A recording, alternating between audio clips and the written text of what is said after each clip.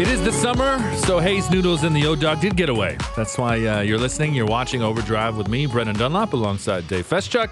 And I'm very happy that they got away. I don't know where they got away to. I think Hayes is doing a staycation, but the boys might be away. Parts unknown. You got any summer travel still to come? Oh, I'm always zipping around here and there, but nothing epic this year. You? Mm-hmm. I'll get out to Vancouver. Yeah. Well, that's nice. Wife's family's out there. I just did a couple of weeks, and it's the first time I've been to Vancouver in the summer, like in ever. Yeah. And very different than going at Christmas time or in the winter when I usually go. You bring the raincoat. That deep, cold rain. And it's like, It's only 3 or like 5, 3, maybe 5 degrees in the winter. It's raining, but like that's a different level cold, man. Oh, yeah. And like all of the previous times I've been out to the West Coast and Lower Mainland, it's like England with mountains. Right. And you don't see the mountains because of the fog. And you don't see the mountains because of the fog, like Gord Miller's calling through the Gretzky-Hlinka Cup in Slovakia. Exactly. So I enjoyed the summer very much out there. And the fact that you don't have the humidity that we have. I'm envious of that. Yeah. Right? It is nice. They still get 28, maybe 30, but you don't have that gross humidity we have. Although you get the smoke now, I guess. I guess you get the smoke, yeah. But we had a bit of that. We had a bit of that earlier in the summer. Mm-hmm. Hopefully we won't get it back. But, yeah. No, you know what? I love Vancouver, and it still kills me that they don't have an NBA team. It really honestly, does. Right? It's just a shocking thing. Behind the scenes, there seems to always be the chatter, like there is still with Quebec, even though we know the expansion fee that the NHL wanted is not feasible for any Canadian market, let alone Quebec. In the NBA, there's other appealing options. There's a city 2 hours down the highway. Yeah, they're getting it from Vancouver that doesn't have an NBA team. But I agree that it's a shame the Grizzlies can't come back. They shouldn't have left in the first place. I think everybody knows that. But it's a shame the Grizzlies can't come back. I'm very happy that I can come back on this show and speak with our next guest, TSN Raptors analyst, Jack Armstrong. It's always a pleasure. Jack, how are you? Guys, I'm great. How are you? We're good. We've been through a lot in the first couple of hours. We just did What's More Likely to Happen. We ran through the whole gauntlet. We spent 20 minutes talking about Taylor Swift. Now it's finally time we talk some basketball, man. I can't wait. Let's start with the big question. It's the same question that I asked you when I was on with you a month ago, Jack, about Pascal Siakam getting moved. It seemed maybe more likely a month ago that would happen. How likely do you think it is now at this point in the offseason that the Raptors have an opportunity or will be looking at the opportunity to maybe move Pascal? Well, it's interesting. I think the whole Damian Lillard situation is kind of holding up the market a little bit. And then what the deal is with James Harden in Philadelphia. And then obviously Siakam is the other name that's been mentioned prominently around the NBA in terms of probably the top 3 guys that would potentially be out there. So a lot, is it a domino effect or is it, in and of itself? And, the challenge I think for the Raptors right now is, you have a scenario where you lose Fred VanVleet to Houston, and now you lose him and you don't have anything coming back. And now those other teams out there kind of use that against you a little bit and lowball you a little bit because, you've just experienced a really good player leaving for no compensation. And, do you try to kind of use that against them a little bit and say maybe they'll jump at it because you don't want that to happen again? But on the other hand, if you're Masai Ujiri and Bobby Webster, you have to stand firm. You know the value of Pascal. You know the value not only he has to you, but the value that he has to your franchise. So I think it's kind of a little bit of a stalemate right now, and you're not going to just give them away for pennies on the dollar. And, there's time. Time is still on your side, and you don't want to rush into it and make a deal that you're going to regret. And the other thing, in defense of Pascal Siakam, you could talk about his scoring. You could talk about his rebounding. You could say, well, he could be a little bit of a better three-point shooter. To me, when I think back, I could think back to early in the season, Raptors are playing in Dallas, and he gets hurt, and he goes, he's unavailable for a while. But at that point in time, he was playing as good as any guy, and I'll repeat that, any guy in the NBA at that point. Mm-hmm. His playmaking was amazing. I mean, he has continued to get better. He's a tremendous story. And, I think, the thing I look at with Pascal is, if he was on the floor with a few shooters, I mean, I think he's almost unguardable. You look at a guy like Draymond Green, and we talk about how great a defender he is and a glue guy, this, that, the other thing. Siakam's at a whole nother level in terms of the skill level offensively. Imagine if he had Steph Curry and Klay Thompson to play with, shooters, world-class shooters like that. He's at a 4 position or as a small 5. Who at the 4 spot or 5 spot is going to be able to guard that guy? He's so quick. I mean, he's incredibly fast, end line to end line. And, you talk about being able to get by people in space. The challenge for him sometimes is the fact that, he isn't a great three-point shooter, but part of it is the space around him with the other 4 guys he plays with. So, to me, I think he has great value. I think he's an outstanding player.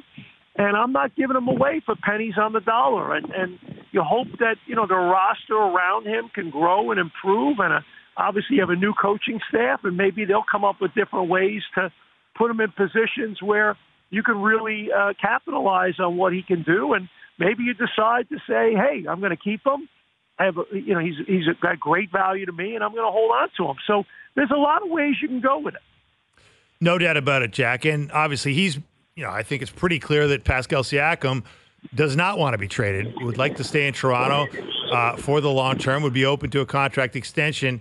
What do you make of the NBA's attempts to sort of snuff out the other side of that scenario, specifically with Lillard, sending out the memo on the weekend to teams, essentially threatening discipline if this type of stuff continues, threatening discipline because, Dame Lillard's agent has been vocal in communicating with other teams, essentially trying to scare them off trading for him, saying he would not be happy in any market but Miami. Jack, you've been around this league a long time. Is there anything the league can do to deter guys from doing exactly what Dame Lillard is doing here, albeit with 3 years remaining on his deal? Well, how about the sanctity of a contract?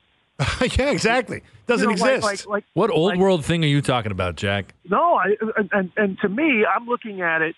Look, we experienced it with Vince Carter. Vince Carter signed a contract supposedly in good faith, and then a new GM comes in, Rob Babcock, and suddenly I'm not happy anymore. Now again, in Vince's defense, there were some things going on that he had a right to be upset with.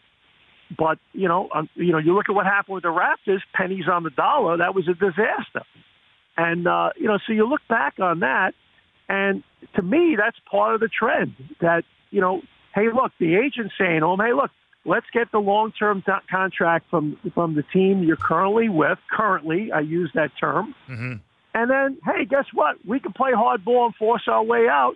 And everyone in the league acquiesces to the wishes of the player rather than the league office saying, hey, wait a minute, no. You signed a long-term contract, and guess what? That's it. You just can't force your way out of here. Adam Silver has done a phenomenal job of getting a new CBA. We're going to see the value of these contracts and the cap go through the roof here when the new TV deal comes into play in 2 years, which, I'm sure is going to be negotiated this year. And it's all good. But at some point in time, the respect for the fans and the fact that guys make a commitment, there should be something to that. And at some point, the league office has to go the other way and say, look, guys, you can't have your cake and eat it too. Enough is enough.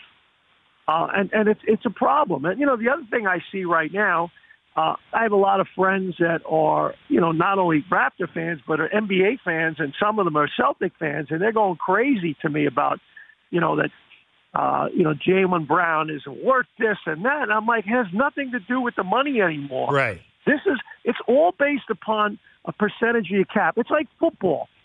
football guys, they slot. They say, okay, I'm going to spend X percentage of my salary cap on a left tackle. I'm going to spend X percentage of my salary cap on my number one cover corner. I'm going to spend X percentage of my cap on an edge rusher, and the same on a quarterback. You look at the L.A. Rams did a few years ago.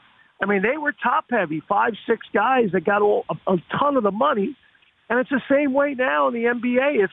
I'll never forget, I did a radio show years ago on the opposing station, and we had David Falk on, who used to represent Michael Jordan and Alonzo Mourning and Patrick Ewing, and his whole thing was, I think it should be like Hollywood.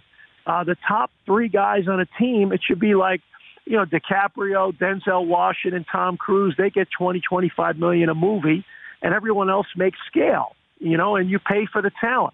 I mean, if we did that, what would Steph Curry and LeBron James make? And yet we got guys in the 9th, 10th slots in the NBA right now making, 10, 12, $15 million. That's more than what Austin Matthews makes. Yeah. And he's, so I think evaluating contracts, I think it's going to get to a point where you're going to see the top 3 guys. You got to look at the money now as what is the percentage of the cap you're allocating to that player. More so that the money is going to blow you away no matter what, and it's going to get crazier in the next 5 to 7 years. So the question the Raptors and every team have to ask themselves is, what is Pascal Siakam and an OG Anunoby and a Gary Trent Jr. and a Scottie Barnes, yada, yada, yada. What is their value percentage-wise of the big pie? And that's how you go about it. And to me, that's the new world we're entering. And in my opinion, Pascal Siakam is going to be one of those guys, whether it's in Toronto or somewhere else, that's going to eat up a good percentage of the cap. And you got to look and say, how does he fit his skill set with the team that I have? And does it complement his major strengths? And he has a lot of major strengths. If for some reason you couldn't tell, we're speaking with Jack Armstrong, the TSN basketball analyst that you hear on all the Raptors games. And you mentioned Scottie Barnes there. What step forward do you think Scottie Barnes has to take this season and might take this season? Well, he has to be consistent, number one. What's the old excellence is a habit, not an act, right? It's got to be there. It's not a sometime thing. It's an all-time thing. And the really good players overwhelmingly, you kind of know what you're going to get every night. And to me, I think he's got tantalizing ability and potential. And now you got to break through and be that consistent, steady guy on a nightly basis and be a force. I think he's a guy that has incredible vision, feel for the game. He's got a selfless element of his game where he's got that big size. He's got that Magic Johnson ability when he's handling the ball in the middle of the floor. He can throw the no-look. And, he's got to be a committed, persistent defender on a play-by-play basis. And when he puts his mind to it, he's outstanding. And, obviously, if he's going to play at the lead guard spot more, you look at the comparison of a Dennis Schroeder to a Fred VanVleet. Schroeder, over the course of his career hasn't shot it as well, behind the arc as a VanVleet. Now, VanVleet had a subpar shooting year. He was spotty at times this year from behind the arc, but I think he's more of a threat. So, as at the three-point line, people will go under on their pick-and-roll coverages if you can't shoot the ball, and now that clogs driving lanes, and that takes away the effectiveness of what a pick and roll is, and that's a triggering mechanism in an offense to get the action going and get movement and create good shot quality.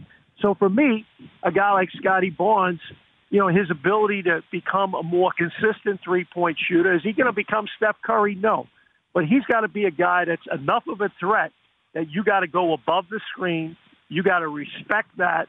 And the excitement of him playing point is there, but in a half-court 5-on-5 game versus an open-court game where he can use his quickness and his size and, people maybe are in retreat on defense, but if they're set up and they're playing below it, it makes it more challenging. So to me, I think, the creativity of the new coaching staff and the ability to utilize what he can do and still camouflage what he can't. I mean, he's a work in progress, but I think the consistency element of that, I'd like to see more of, and I think we will. And it's interesting. I've always found this, whether in college basketball or pro basketball, usually you start figuring out in the third year what the guy really is. And to me, I think this will be the year where they'll have a better indication of maybe what his trajectory will be as a franchise element player and what percentage of your cap you really want to dedicate to him. So, Jack, a lot of excitement around this country. 3 weeks tomorrow, Canada's going to start play against France at the FIBA Basketball World Cup. I want to ask you, before you were a broadcaster, you were a coach, you were a sideline maniac, you were a great motivational speaker. I'm not sure you were the greatest recruiter. You never seemed to have a lot of talent on those Niagara teams that I watched over the years. Well, but we didn't pay enough.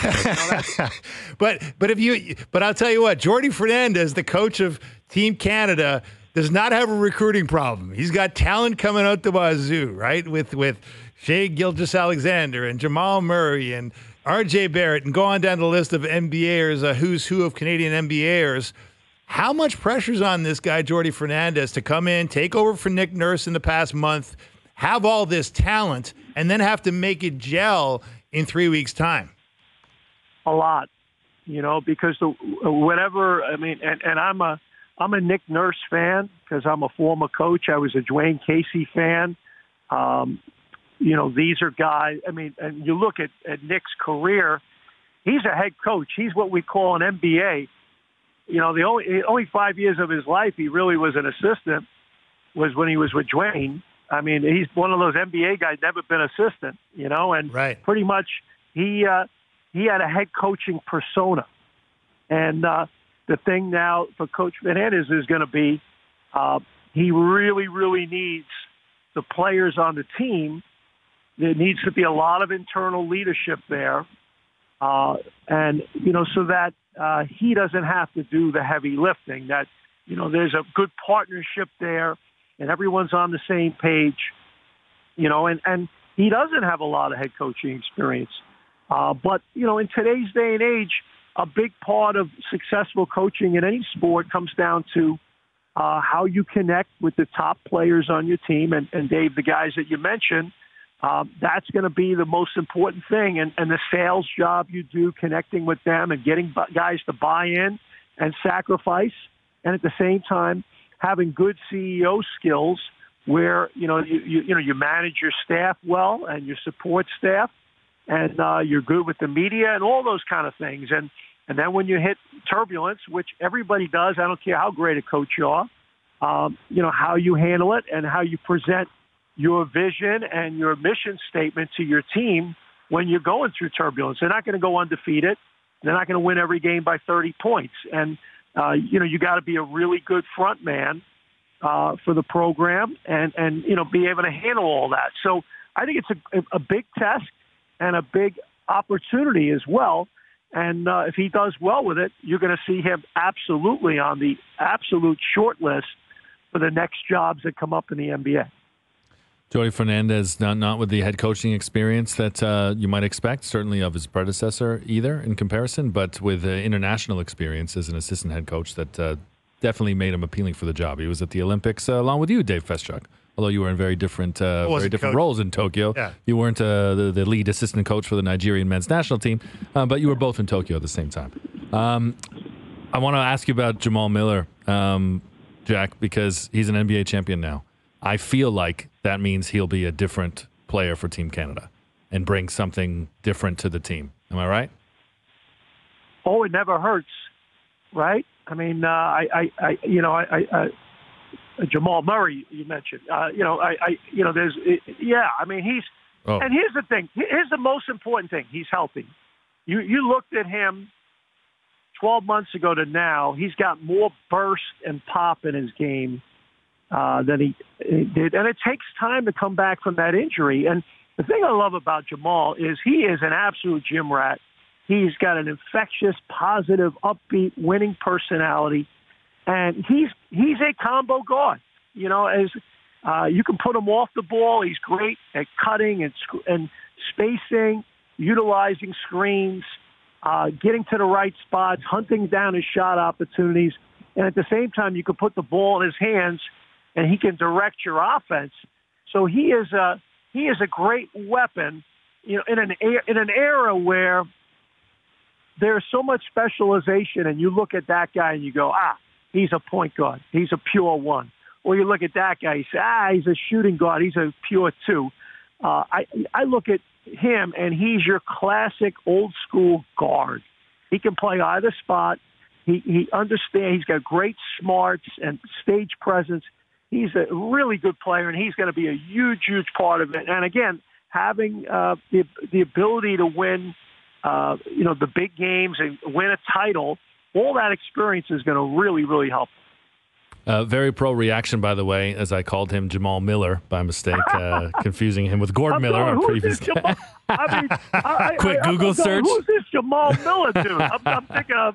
I'm going through the Denver Nuggets roster quick in my mind. I'm going, is this a trick question? No, super pro, my friend. I would not throw a trick question at you. Super pro, you are. Okay, Jack, we had your boy Sal Capaccio on earlier, the great Bills sideline reporter and WGR 550 host, and he's predicting the Sabres are going to the playoffs this year. I know you're a loyal season ticket holder there. Are you on board with the Sabres in the playoffs next season? Well, I think they're trending in the right direction. I like what they're doing. Everything seems to be pointing in place. But you know what? There was a lot of good teams in the Eastern Conference last year. I don't know how many of them didn't improve or are going to be really bad. It's going to be incredibly competitive for those last few spots. And there's a lot of teams out there that will feel the same way going into it. I think goaltending consistency is going to be a big thing. And, yes. I had the great privilege in May to go to a Bills mini camp. And then the other day, I was at Bills training camp, and Brandon Beane, what an incredible guy, their general manager. He's been so welcoming and kind, and really enjoyed spending time with those guys. And so I'm excited about both teams. And I'm actually standing on Elmwood Avenue right now. My wife is inside, and we're going to meet a bunch of couples for dinner. So you're taking me away from my Thursday night entertainment. But nonetheless, for you guys, so going to a nice Italian restaurant tonight here in Buffalo. Hey, there you go. All these athletes that turn up in Buffalo and say, there's not enough food options. The food's not good there. Yeah, right. You just don't know the right people. Jack will take you out next time. Jack, we appreciate it, buddy. Thanks so much. Have a great Italian dinner. You strike me as a veal Parmesan guy, but I might be wrong. No, I'm a chicken parm guy. I'm more, guy. But here's what I'm into these days. I get my chicken parm. Some of these people get a little angry when I ask for it, but my favorite place does it for me. Grilled chicken parm instead of the fried chicken parm. Right. A little and it's all the same stuff. And you know what I like it too? I like it in a little pink sauce. Little vodka sauce. Little rosé. Oh, okay. It's very good, and you get it with a little homemade gnocchi or rigatoni, and it's fabulous. So it's all good. A glass of wine, and you're good to go. Outstanding. Well, yeah, you enjoy that, Jack. I'm jealous now. All of a sudden, my dinner options don't sound as appealing as yours. I'm Irish, and I married an Italian. And here's the question. I love my mother. She's 96 years old. She's from County Roscommon, and I love her. I love her. Not a great cook. Because it's Irish. We eat pizza on Friday because of Lent. Obviously, 52 weeks a year pizza. No meat, no meat on Friday, and then we'd have roast beef on Sunday, which was a big deal. And then the other 5 nights were just a grab bag of whatever worked. But, just potatoes and food. No one ever says, "Hey, let's go eat Irish," right? I mean, no one ever says that. But Italian. So I married up. But Guinness is a meal, right, Jack? Yeah, you're right. Amen to that. That's it. Jack, always a pleasure, my friend. I very much look forward to doing this again. Guys, thanks so much. Have a great night. Jack Armstrong, I honestly, I love him. And you know what people don't know? How much he loves soccer. Yeah. He's a hardcore TFC guy. Maybe it's just because it's the local team, but he really loves it. Well, his wife was a soccer coach. His wife is a soccer coach, and I believe his kids also played NCAA as well. But I'll never forget the broadcast. I forget who the Raptors were playing, but I'll never forget the broadcast. Jermaine Defoe and Michael Bradley had just been signed by TFC, and they're courtside. And they do the standard pan, and Devlin says this, and Jack says this point. He's all excited. And a couple minutes later, Jack's bringing it up again. A couple minutes later, he brings up again how excited he is to see Michael Bradley in the midfield, to the point where Jack's like, do you want to do that game or this game? Right. Matt says to him. I love talking soccer with him. Wonder what his thoughts were on Saudi Arabia, but we ran out of time. Lorenzo Insigne going out there. Possibly. We'll see. We'll get to plenty more. Still more to come here on OverDrive on TSN2, TSN 1050, and the iHeartRadio app. This is OverDrive, brought to you by FanDuel, bringing you everything from the opening line to the final score. My name is Brendan Dunlop. Happy to be alongside Dave Feschuk in this final half an hour. We've kept the soccer talk to a minimum, my friend, in this show. I haven't gone through the Twitter mentions today, but based on previous shows, don't do that. There's definitely, there's definitely a vibe when I'm on here when people hear these dulcet tones, like, oh God, the soccer talk is coming up. And there's been a couple of Saudi Arabia references. Yeah, reference to talked a little Messi. We've talked a little Messi, and we did open that. He was pretty special last night, so it's pretty fair. There'll be a lot of people talking Messi, okay? Yeah. Get ready, world, for O-Dog and Noodles to be talking about the League's Cup and Messi and Inter Miami, because that's where we're at right now. We have to be. As your big, don't apologize for it. Your big music guy, Rick Ross, said last night, it's a movement, man. Yeah. It's a movement in Miami. So it is. As it should be. No, don't apologize that you love soccer. Just be yourself. We love. I think a lot. Jack loves soccer. I really enjoy soccer. I just don't know it to the level you know it. But the World Cup's on, the Euros are on, the Olympics are on. I'm watching it, man. It's compelling theater. We've carried some very good conversations, and we'll do that right now with our next guest. You heard her on the Canada matches doing color commentary with Luke Wildman. You've seen her on TSN. She's TSN and RDS host during Montreal Impact games as well, or CF Montreal, I should say. And you might listen to her on Footy Prime, the podcast as well. Amy Walsh joins us on OverDrive. Amy, how are you? I'm doing well, Brendan. How about you? I'm good. It's a pleasure to talk to you. I've been looking forward to this for a long time. I really did think that at this point in the Women's World Cup, we'd be talking about Canada still being in it. I did not envision whatsoever we'd be talking at this point of Canada not being there because they crashed out in the group stage. But that's how the cookie crumbled for Canada and Australia. Yeah, I had the same sentiment. I think despite the hurdles that they faced, the various reasons and perhaps excuses that you could use, I think it was multifaceted. There was a myriad of challenges that they faced. But on the pitch in particular, they faced, they were without Desi Scott. I think that was a big part of why that midfield didn't really click the way it needed to. And then they had a lot of injuries to players, like notably Scott, who didn't make it, but the Nichelle Prince and Deanne Rose, who were return-to-play players.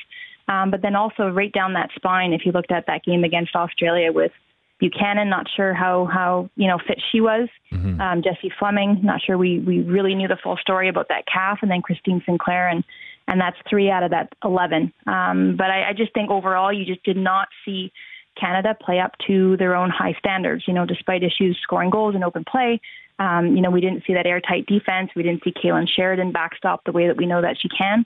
And this team just underperformed. So that was disappointing to see, and I wish we were still talking about them too. Yeah.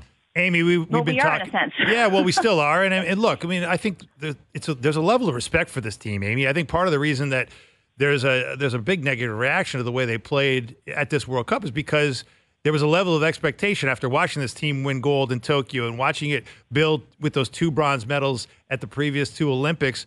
They'd shown all these great qualities that you could really get on board with in terms of being a plucky team and a team that faced adversity and overcame it and was tireless working and disciplined on defense. And it was just a really fun team to watch for all those reasons. And then they came up so flat, and we're looking for reasons. And I know, you were very critical of the decision to start Sinclair in the Australian game. It seemed to me like Bev Priestman and Sinclair was a problem the entire tournament. Even the awkward answers Bev Priestman would give about Sinclair's future in the lead up to the tournament, she was very evasive about how she was going to be used. And then we saw she wasn't sure how to use her. Should she start her? Should she bring her in later in the game? It never seemed to find a fit there. What did you make of that relationship, and how much of that relationship was at the core of the problem? I'm not sure that the relationship was the core of the problem. It was how they had decided, to move through the tournament. I think that there was a plan. And Bev Priestman actually, I heard not what you're stating there, but I heard that, Bev Priestman talking very effusively about Christine Sinclair and the club form that she was in and playing that more withdrawn role with Portland Thorns and not really, her scoring is kind of tailed off, but she was playing more provider and, she's a highly intelligent player and high football IQ. And so you can put her in that position and she's going to find those soft spots. She's going to make those late runs into the box. And she's going to be that link-up player. And we didn't really see that really from anybody.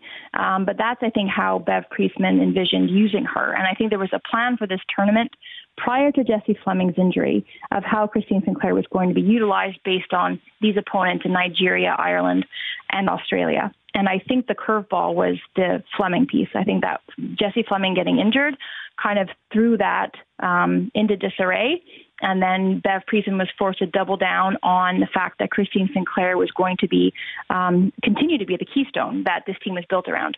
And I think that was ultimately their demise. But at the same time, if we don't have Fleming at full fitness, Sinclair is sort of in the twilight of her career. Where were the other players, and who else was going to step up and to bring this team along and to show high class and high quality, and really just that grit and determination that you alluded to there, where you didn't see that ruthlessness, you didn't see any real conviction or that that attitude and the mindset that we expect to see from Canada. So yes, it was maybe, I don't think issues with that relationship. I just think the hand that they were dealt, where it continued to be challenging and tough to navigate, which we knew was going to be a very difficult group. But I think it was really a failure overall of this team, which on paper looks very talented. Maybe not a lot of players in very good club form, a lot of injuries against them and maybe carrying stuff into this tournament, and it just didn't pan out on the pitch. We're talking with Olympian, Canadian Soccer Hall of Famer, and TSN World Cup analyst Amy Walsh about Canada. On Christine Sinclair, one last point. If you're totally right with the factors in having to change the plan because of Jessie Fleming, I think. But this team played one really good half of football, and it was that second 45 minutes against Ireland. And largely, there was some other factors too, but Christine Sinclair's impact was very tangible and very noticeable.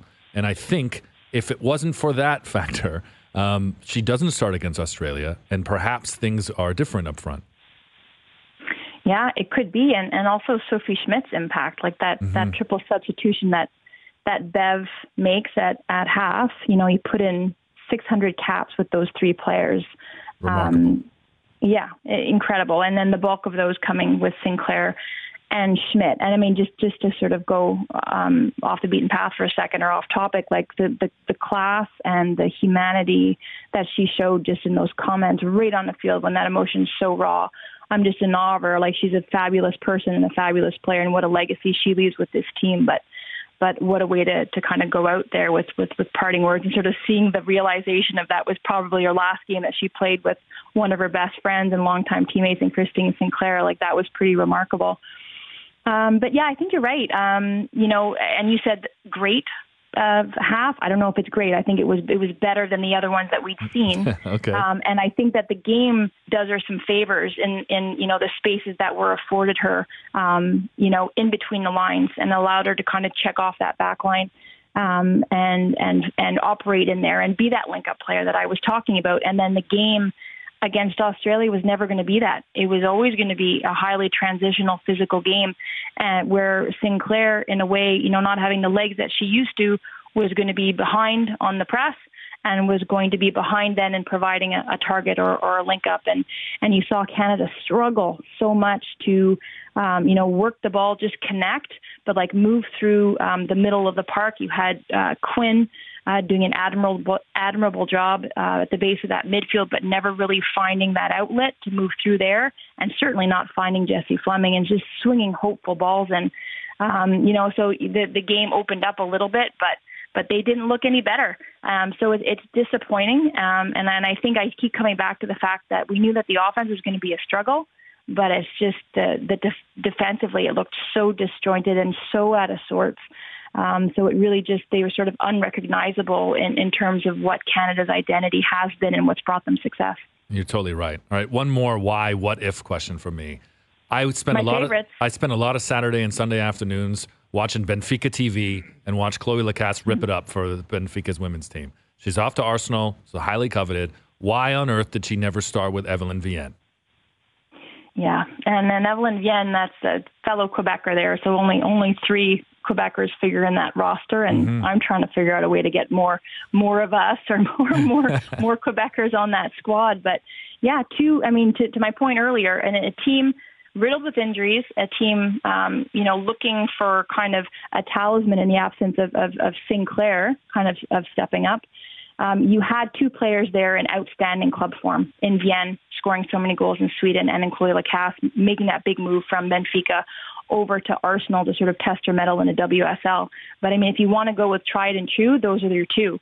And Vienne doesn't really get the service in the first half of that Ireland game and comes in a bit in the Australia game. But I think there was a stubbornness on Bev Priestman's part to use those players because I think she felt that they were untested on the international stage. It's true from her point of view that we've yet to see that prolific scoring translate for scoring for Canada. We've seen Vienne maybe have a pretty good strike rate with the amount of caps that she has. We haven't seen it yet with Lacasse. But has she truly got meaningful minutes under Bev Priestman? I don't think that she has. So I would have liked to have seen Bev Priestman change a little bit. And I would have also liked to have seen a more naive approach. I don't think you go for the tie against Australia, but you were left so wide open, so exposed, especially down that right flank when they had Catley and Ford just sort of attacking at will and slicing and dicing in that left channel. I think Chloe Lacasse, maybe that wouldn't have been the answer to sort of turn that game on its head, but I think it would have provided them at least with a different look going forward. So you talk about Priestman potentially not, trusting untested players at the international level. And she does have this gold medal, but she is relatively untested at the senior level herself, right? As the head coach, there's been a lot of criticism of the way she handled this particular tournament in Australia. It did not go well. I mean, do you think it's a potential situation, Amy, that they may be looking elsewhere for the head coaching position, or are you more on the side of my colleague Brendan here, who's saying, look, there's not a lot of other options out there. She does have an Olympic gold medal. She has, done a lot of great things in her career, and you just got to stick with her and, allow her to grow through this tough experience. I think you have to give her a little bit of time. I think that she's, with the performances, winning that gold medal and, such a short turnaround and then the tough situation that they were in, sort of COVID time still, playing in front of empty stadiums.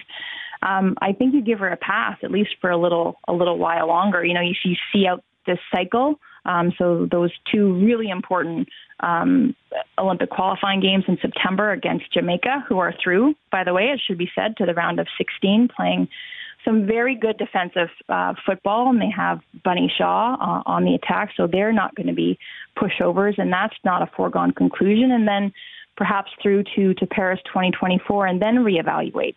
I mean, I will say, slightly tongue-in-cheek, but not really, that I have 2 friends in Carmelina Moscato and Reed Wilkinson who could do a phenomenal job coaching our Canadian women. So there are good options out there, Brendan. There are lots of candidates. There are options, but I think that Bev, I think she's earned the right to stick around a little bit longer, whether you disagree with her tactics or not. And I do think that she got it wrong. But do I think that, you go for sweeping change after that and that's an indictment of her entire sort of tenure? No, I don't think it is. I think you leave her there. Amy, this was great. I wish we had more time to talk about it. We'll still see you on TSN's World Cup coverage, although the World Cup is continuing without Canada and without 3 of the top 10 ranked teams coming into this tournament, with Germany and Brazil also bidding adieu down under before or with Canada at the end of the group stage. Yeah, hitting the chaos button a little bit, but I love it. I'm here for it, and can't wait to be on the panel for those games. So no more color for me, but I'm home for a bit. My husband and my 3 kids are very happy for it, as am I, and then I'm going to be going back and forth between here, which is just outside Montreal, and Toronto until the end of the tournament on August 20th. It's been great to hear you on TSN, and look forward to seeing you and hearing you on the CF Montreal broadcast as the rest of the season plays out. Amy, thanks so much for doing this. Yeah, thanks, guys. Amy Walsh, Olympian, Canadian Soccer Hall of Famer, TSN World Cup analyst, podcaster. Give her a follow at Amy13 Walsh on Twitter. I like her ruthlessness.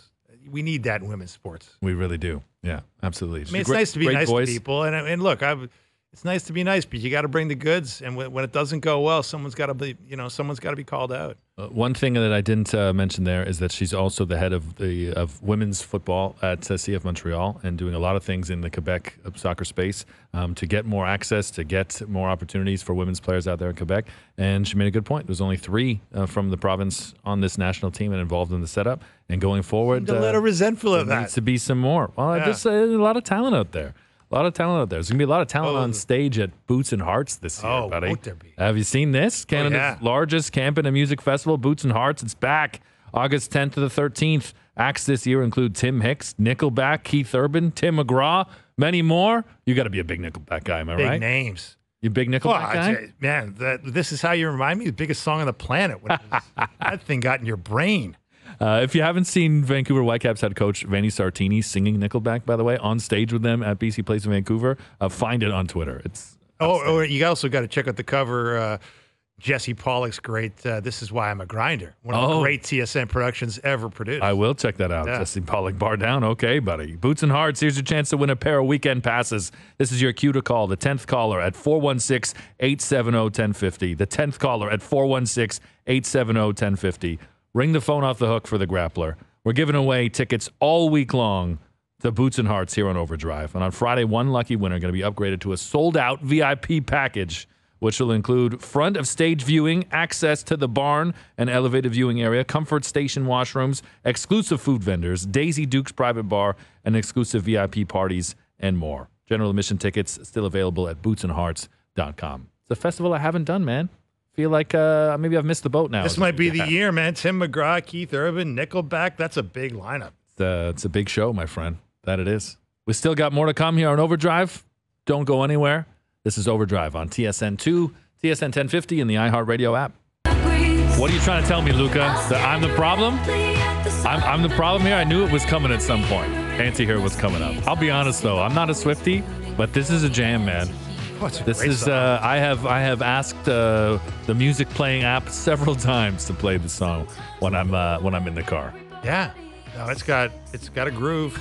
But no, we are the problem. Let's not kid ourselves. Luca's not. This is not some subtle message here. It's a very overt message, and he's right. I mean, when the A team's not here, there is a problem. Oh no, man. Well, we've got the Grappler to keep it all together, and now it's time to know where we should put our money, Grappler. And to be clear, I mean, there's no deeper meaning behind playing Taylor Swift to enter this segment other than we started the show with Taylor Swift. Right. So I think it's fitting that we end the show with Tay Day. She's coming to Toronto. Everyone's buzzing, Dave. Everyone's buzzing. As they should. Okay. The economic impact is going to be about as big as the win on this best bet. Wow, there we go. Yeah, I mean, I'd like to think someone will, listen to the information that I'm about to put out and bring in a little bit more than those 6 concerts are going to bring into the city and bring into the Rogers Center. But I guess never know. Only time will tell. Anyways, today's best bets are powered by FanDuel. Make your picks and assemble a same-game parlay in seconds on the FanDuel Sportsbook app. Obviously, the Jays wrapped up their matchup versus the Orioles today, losing that series, losing 3 games of 4. Not great facing the Red Sox tomorrow, but for tonight, Angels Mariners, and pretty much the only reason to watch that matchup is because Shohei Ohtani will be on the mound. Yeah. I'm taking the Angels money line over the Mariners and the Ohtani over in strikeouts, which is 7.5. And then heading over to the National League, we got a barn burner of a matchup between the Giants and Diamondbacks, although Arizona's actually had a half-decent season, so I don't mean to discredit them, but not exactly 2 of the most high-powered offenses in baseball. So, we're taking the under and runs between the Giants and Diamondbacks, which is 8.5. Today's best bets are powered by FanDuel. Bet on star players to score, assist, or have a shot on goal in a soccer same-game parlay. Please play responsibly. 19 plus and physically located in Ontario. You know what I love about this shift is being in the building as the SportsCenter night shift crew comes in, and I worked alongside a lot of those guys on the row in the past, and I know, when you look at this baseball season and you look at the schedule and you know that NL West it's going to find a way to get you. Oh, yeah. It's going to find a way to keep you here longer than you expect. Always does. Always does. Although the pitch clock's got to help. I mean, that's changed lives. You think so, but if you, I think the NLS leads the league in longer games. Oh, does it? It's one of those things that makes you question, like, why aren't the national sports stations built on the West Coast? Yeah. You know, why is the hub out here where games are ending at 1, 2 in the morning? Yeah, I've always said it, man. It's the best place in the world to watch sports. It really West is. Coast is the best coast? By far. Yeah, but if you had a normal job and your team was playing at 4:30 like in Boston, you leave wouldn't work early. It's Oh, just there an you go. incentive to get your work done. That's it. I'm glad you didn't leave work early today, my friend, because All I right. enjoyed doing 3 hours with you. Fun. So much so, I say we do it again tomorrow. Let's do it. OverDrive on TSN. Thanks for watching. Have a great night. We'll talk to you tomorrow.